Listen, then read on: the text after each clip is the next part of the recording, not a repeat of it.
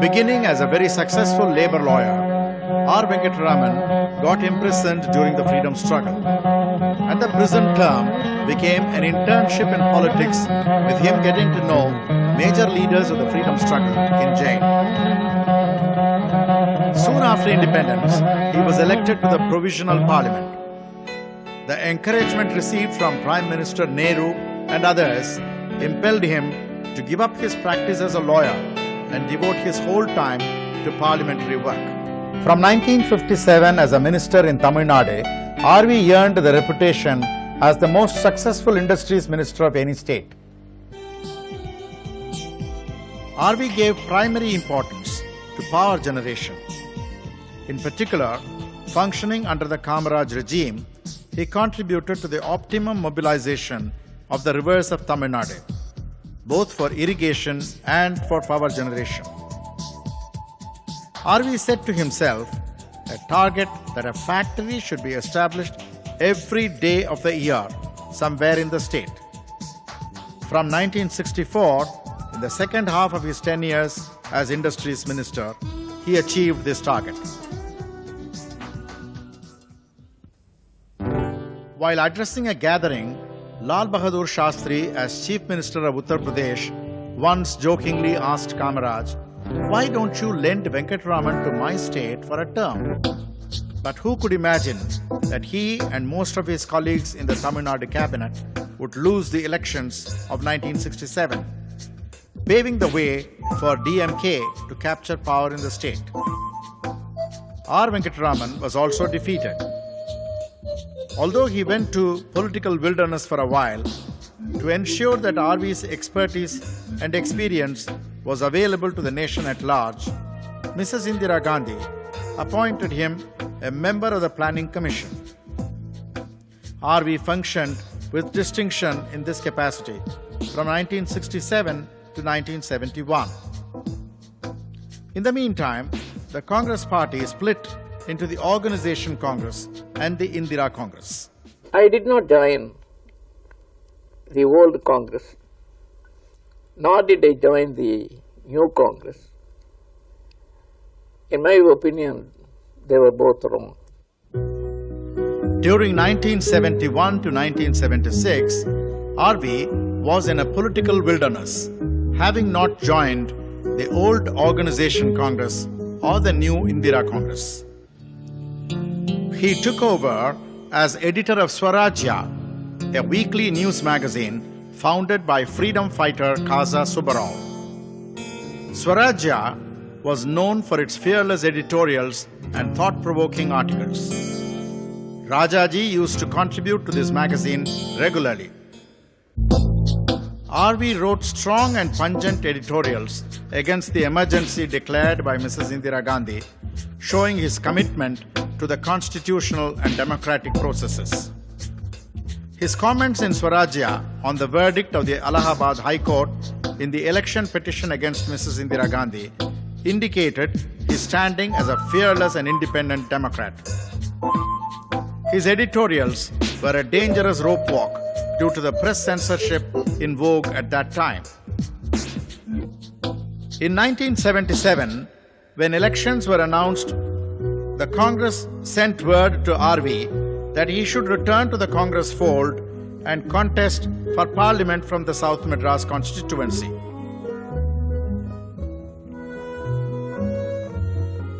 R.V. declared that as he had always been a congressman, and now that the emergency he was staunchly opposed to had already been lifted, he was ready to contest as a congressman. He was elected to the Lok Sabha, but Mrs. Indira Gandhi herself had been defeated in that election. This was R. Venkataraman's only experience sitting in the opposition benches in Parliament. In the debates, I used to defend not the emergency, but I used to criticize the oppressive measures which the other party is now resorting to, the undemocratic measures which they are.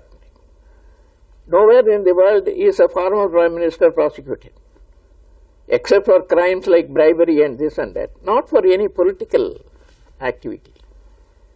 And I used to champion. And this drew Indira's attention. And she became very friendly to me, despite the fact that I was originally against the emergency. In fact, when Charan Singh presented the budget, I was in opposition and I led the debate on behalf of the opposition, the Congress. I said, if you were only purely interested in politics, I would welcome this budget because it is so unpopular that we will come to power in the next election. I mean, it is the opening sentence itself. It turned out to be true. In 1980, Mrs. Indira Gandhi returned to power with a comfortable majority for her party. She asked R. Venkataraman to be her finance minister. R.V.'s first and foremost achievement as finance minister was that he took such measures which brought down the inflation rate from 21.4% when he assumed the office to about 2.5% when he laid down the office a few years later due to a change of portfolio. A cartoon in the Indian Express epitomized the popularity of his housewife-friendly budget of 1981. Another important development during R.V.'s tenure as finance minister was that he negotiated and obtained a loan of 5,000 crore rupees from the International Monetary Fund, the highest till then. Without agreeing to devalue the Indian currency, without succumbing to IMF pressure to reduce subsidies to the poorer sections, and without compromising on protective measures for the Indian industry from global competition.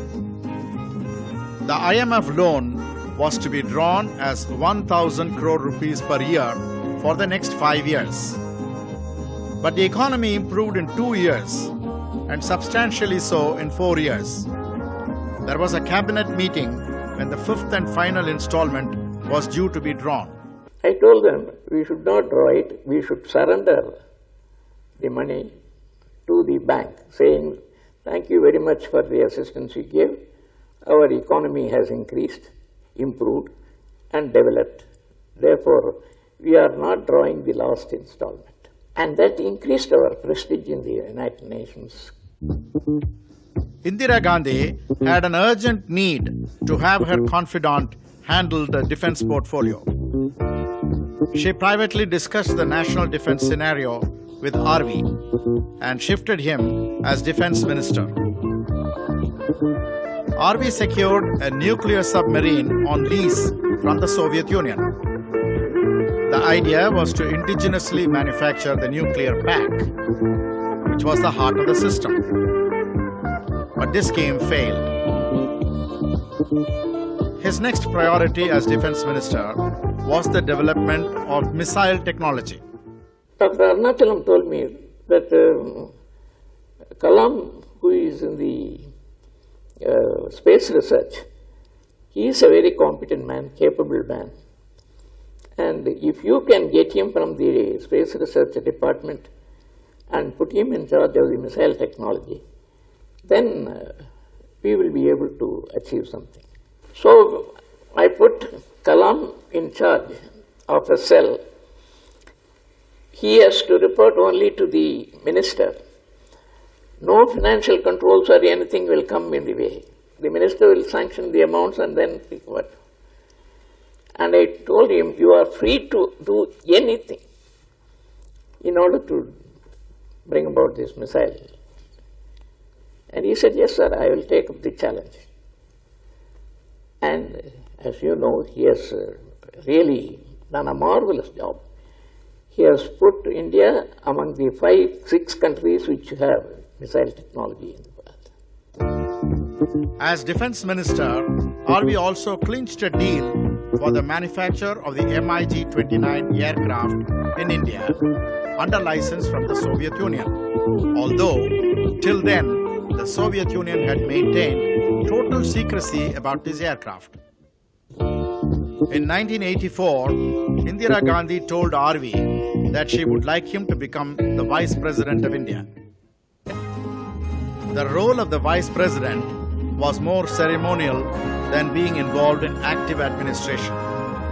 However, R.V. brought his stamp of functional efficiency as ex officio chairman of the Rajya Sabha. I found that this zero was really not very complimentary to the Rajya Sabha, which is considered to be the elder house and a respectable house and so on. So as soon as I became Vice President, I called the party leaders and said, why do you create this hubbub after the question hour? I come to the office at 10:30, half an hour before the sitting. If you have important issues, you may meet me. And then if I am satisfied it's an important issue, I will give you time. I will call you myself. I will make a list and out of that I will call you. They first demurred. But then you see, when I said, you try this experiment for a short while. If you are not happy, then you can revert back to your old practice. Then senior leaders agreed. So they used to come to my room at 10:30 and say, such and such issue has arisen, sir, I want to make a mention. I will look into it and then say, yes, it's an important thing, you certainly can raise.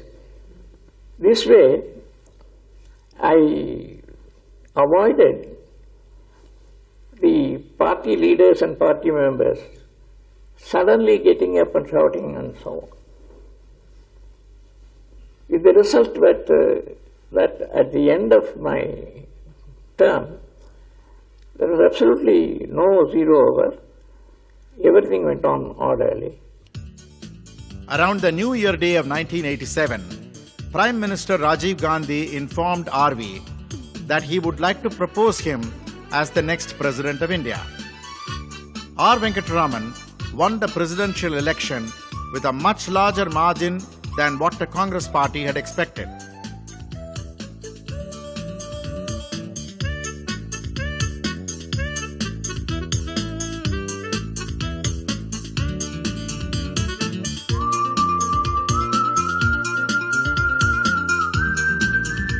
Ramaswamy Venkataraman was sworn in as the 8th President of India on the 25th of July 1987.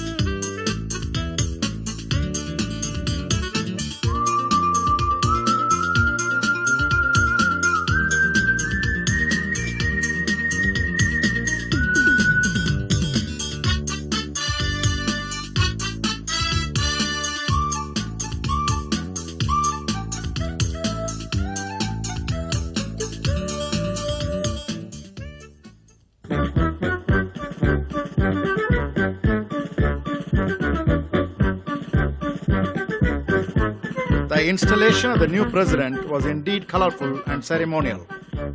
While the splendor and dignity of office of the President of India was maintained and heightened during his tenure, R.V. at the same time did not believe in spending extravagantly on the President's tours. Setting aside the convention, he dropped the customary ceremonial visit of the new President to all the states as a measure of economy, and instead decided to visit any state as and when the need arose.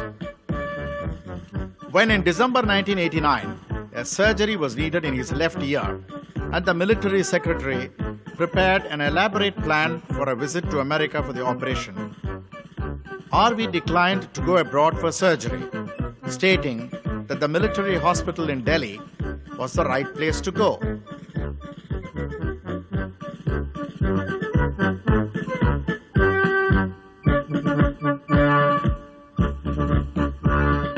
R.V. recalls with nostalgia his acceptance speech as the President of India. I will not fail to exercise jurisdiction which is vested in me, nor will I exercise jurisdiction which is not vested in me. And this will be my policy. I will not transgress the Constitution. I will not try to assume more powers. This is the way I said. As President, R.V. visited several countries of the world at their invitation.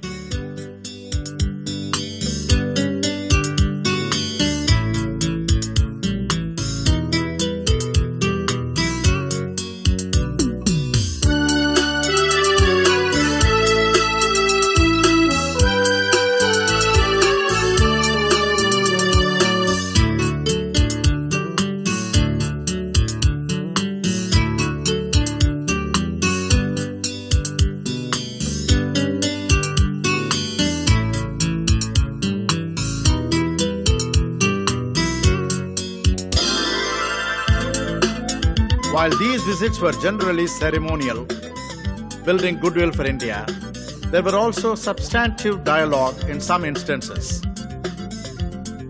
In Germany, for instance, R.V. visited the facilities of the company MAN, which extended cooperation to India's own satellite launching programs.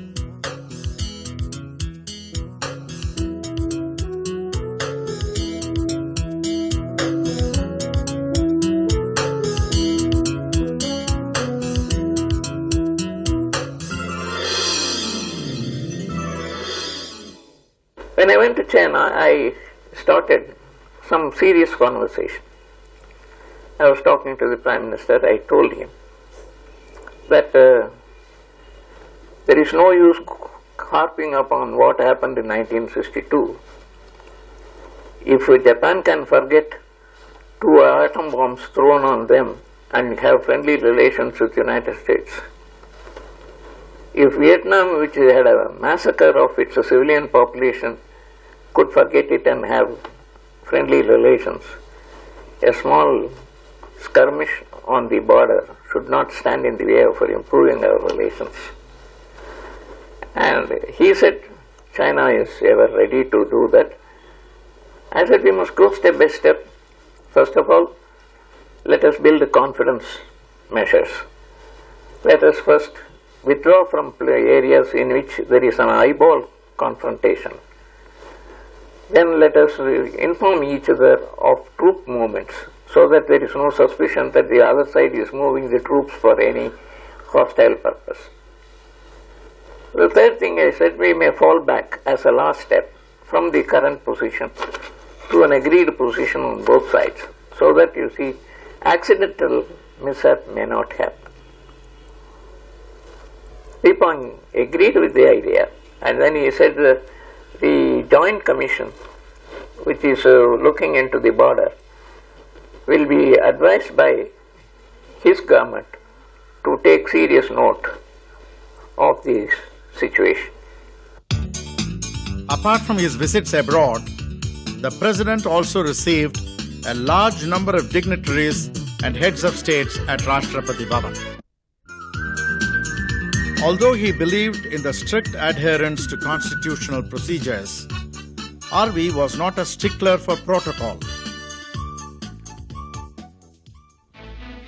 For example, when the whole nation was shocked to see an attempt on the life of Prime Minister Rajiv Gandhi by a naval rating in Sri Lanka, R.V. expressed the concern of the whole nation for the well-being of her Prime Minister by ignoring the protocol and personally receiving him at the airport. In many respects, R. Venkataraman's presidential years were eventful years. While Rajiv Gandhi was the Prime Minister of India when R.V. assumed office as President, during his tenure, R.V. appointed 3 other Prime Ministers, V.P. Singh, Chandrasekhar and P.V. Narasimha Rao. Referring to the controversial defamation bill against scurrilous writing aimed against yellow journalism, and the postal bill which proposed a kind of interception of mail, both of which were dropped by informal presidential counseling, R.V. comments, these are two instances in which friendly and good relations between the Prime Minister and the President was able to actually get over a very difficult and a very explosive situation. In my view, the President-Prime Minister relation should be one in which there should be free exchange of thoughts and ideas between them and mutual respect for each other's views. So, these two bills, which were very offensive to the legislatures and to the people at large, were got over very smoothly. During his tenure as President, R.V. created new conventions since new situations arose without precedents, such as that in 1989 when no single party enjoyed a majority in the Lok Sabha. So, the principle was established by me that the President should go according to the strength of parties, and he should not try to exercise his mind to see whether this man has a majority or that man has majority. R.V. clarifies the stand he always took regarding imposition of President's rule in any state. Government decides whether the presidential rule should be introduced in a state, and then it sends its recommendation to the President.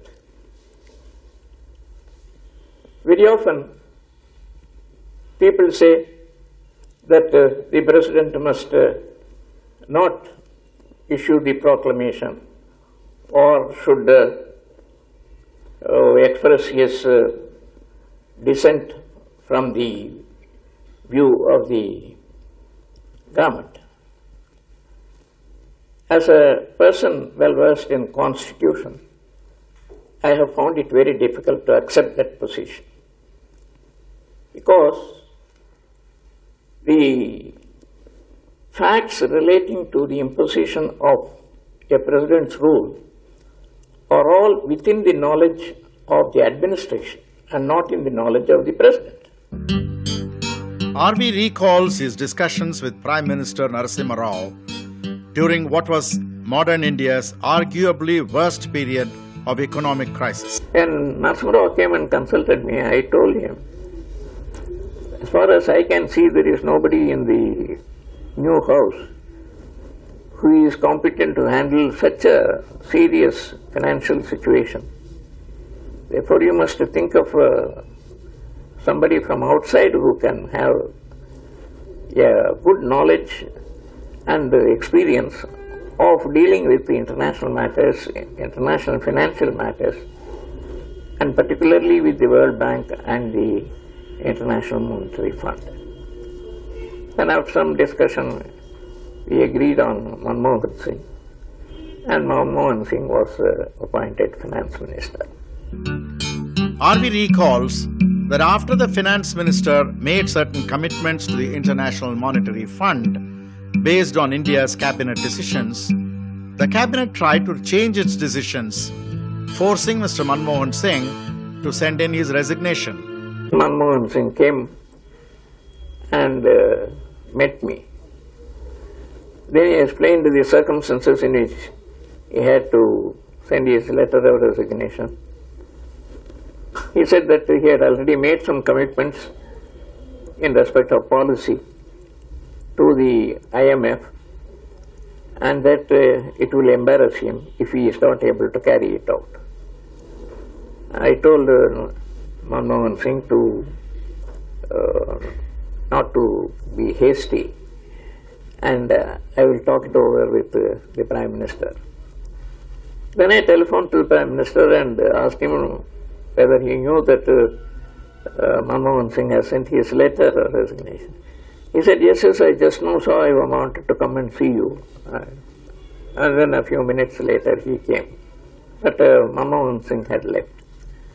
Then I told him that he is undertaking a very serious and critical responsibility, and unless he is supported, you will be in soup, because if you default in payment, then nobody will give you any loan, any assistance whatsoever. He said, yes, I know, but this has happened, that has happened, the members were all right. I said, you should have put your foot down, and he supported the Prime Minister, you have the Finance Minister. In fact, you are all parties to the decision in the Cabinet, and he has put forward the Cabinet decision. Anyway, we talked it over and smoothed it, and Manmohan continued as Finance Minister.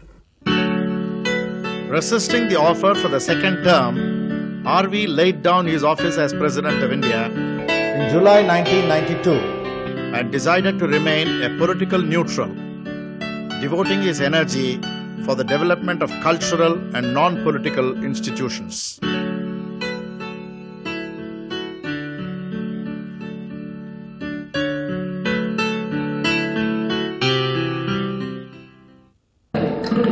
Among other things, he took over as president of the internationally renowned dance and music school, Kalakshetra, at Chennai, founded by the legendary dancer Rukmini Deviarante.